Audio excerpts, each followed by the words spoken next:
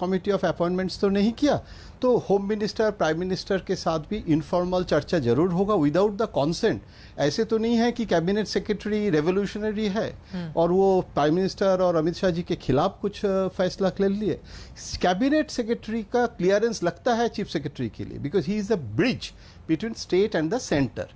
आप देखिए जो चिट्ठी दिया है उसमें बोले हैं कि मंडे 10 बजे आना पड़ेगा और न्यू असाइनमेंट दिया जाएगा। जो कोविड मैनेजमेंट के लिए चेयरमैन है कमेटी का और जिसके कारण एक्सटेंशन लिया गया है, और वो एक्सटेंशन भी सरकार ने ही, गवर्नमेंट ऑफ इंडिया ने दिया है। मैं मान लेता हूँ कि ममता बनर्जी के अहंकार हैं, सब कुछ उनके खिलाफ है, तो ममता बनर्जी के खिलाफ एक्शन लीजिए ना। अब अगर जरूरत पड़े प्रेसिडेंट रूल कीजिए। आपके इतना अच्छा गवर्नर, इतना एफिशिएंट गवर्नर है जो पूरा दिन भर, मतलब कितने काल रात में भी कितना ट्वीट किया है, आज भी ट्वीट किए हैं। और बीजेपी के जो पार्टी प्रेसिडेंट है दिलीप घोष, अभी मैं सुन रहा था, उन्होंने कहा कि मैं रिएक्शन नहीं दूंगा क्योंकि ये बेसिकली सेंटर के साथ स्टेट का इशू है, ये बीजेपी का इशू तो है ही नहीं। तो अगर बीजेपी का इशू है, शुभेंदु अधिकारी कह रहे हैं कि leader of the opposition Odisha में कोविड हुआ है इसीलिए नहीं आया, और लीडर ऑफ द ऑपोजिशन मैं बोलना चाहता था, रिक्वेस्ट किए थे, इसीलिए हमको इजाजत मिला। अधीर चौधरी को भी बोला था, तो लेकिन ममता बनर्जी कह रहे हैं कि मेरा कोई प्रॉब्लम नहीं है, लेकिन मुझे तो जानकारी तो मिले।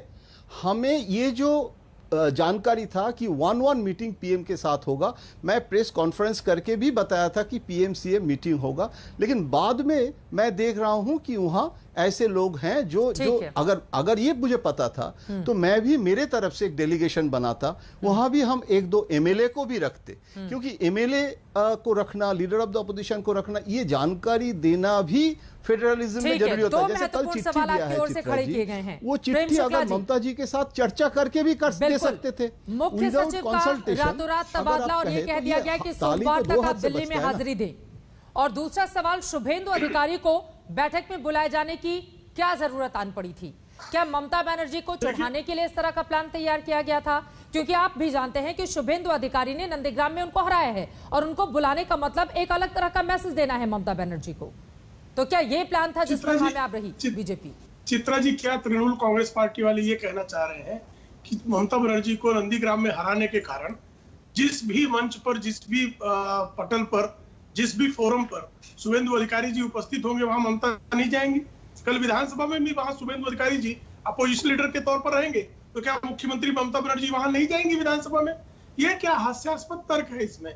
और उड़ीसा में भी जो है अपोजिशन लीडर को बुलाया गया था, वो बताया जा रहा है कोविड बीमार होने के कारण वो नहीं आए। और ओडिशा का जो फॉर्मेट था वही फॉर्मेट पश्चिम बंगाल में भी था। पश्चिम बंगाल में अधीर रंजन चौधरी जी को भी निमंत्रित किया गया। ऐसे में गुजरात में भी मीटिंग हुई थी, विपक्षी दल का कोई नेता नहीं था। है क्या कि विपक्ष के नेता को नहीं बुलाया गया था?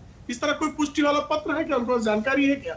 ये तो वेग आरोप लगा रही, तो कह रही थी उड़ीसा में भी नहीं बुलाया गया, तो कह रही थी, लेकिन उड़ीसा के संदर्भ में स्पष्टीकरण आज ही आया है।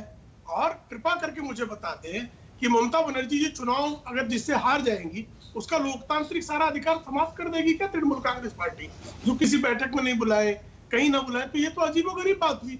ये तो लोकतंत्र के हिसाब से नहीं। दूसरा जो वो तो कह रहे हैं कि खुद ही मुझे इंतजार करना पड़ा। ये जो इंतजार की बात बार बार बीजेपी की ओर से की जा रही है, ये बात सही नहीं है। देखिए वो मिथ्या प्रलाप करती हैं, हर कोई जानता है। अम्फान के समय जब पिछली बार चुनाव आया, स्वयं प्रधानमंत्री जी उनसे बात करना चाह रहे थे, उन्हें प्रधानमंत्री जी का फोन तक नहीं लिया। कई बार ऐसा हुआ है कि वो जो है प्रधानमंत्री की बैठकों में हिस्सा लेने नहीं आती है। आपने देखा नेताजी सुभाष चंद्र बोस जी की जयंती के अवसर पर जिस तरह का व्यवहार उनका रहा, क्या प्रधानमंत्री के समय एक शिष्टाचार का, एक मुख्यमंत्री का शिष्टाचार का प्रदर्शन क्या था? तो उन्होंने अपनी अशिष्टता को बारंबार प्रदर्शित किया है। उनका व्यवहार मानव जायसवाल जी, लेकिन इस सवाल का जवाब भी दीजिए। जब कोविड को लेकर मुख्यमंत्रियों की बैठक होती है, ममता बनर्जी नदारद रहती हैं।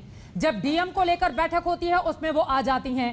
जब उनको बोलने नहीं दिया जाता है तो उसको लेकर वो खूब हंगामा खड़ा करती हैं। कल उनके पास बोलने का भी मौका था, राज्य की समस्याओं के जिक्र करने का, डिस्कशन का मौका था। भले ही सीएम और पीएम के बीच की ये मीटिंग नहीं हो, लेकिन पश्चिम बंगाल राज्य को लेकर ये मीटिंग थी और उसमें मुख्यमंत्री का इस तरह का व्यवहार समझते हैं इसका मतलब क्या है?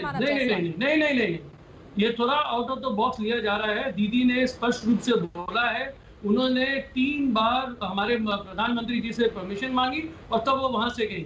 जहां तक बात है मैडम, आज भी दीदी का आज का स्टेटमेंट है उन्होंने बोला अगर बंगाल के हित के लिए, अगर अहंकारी जो हमारे प्रधानमंत्री हैं, अगर उनके पैर के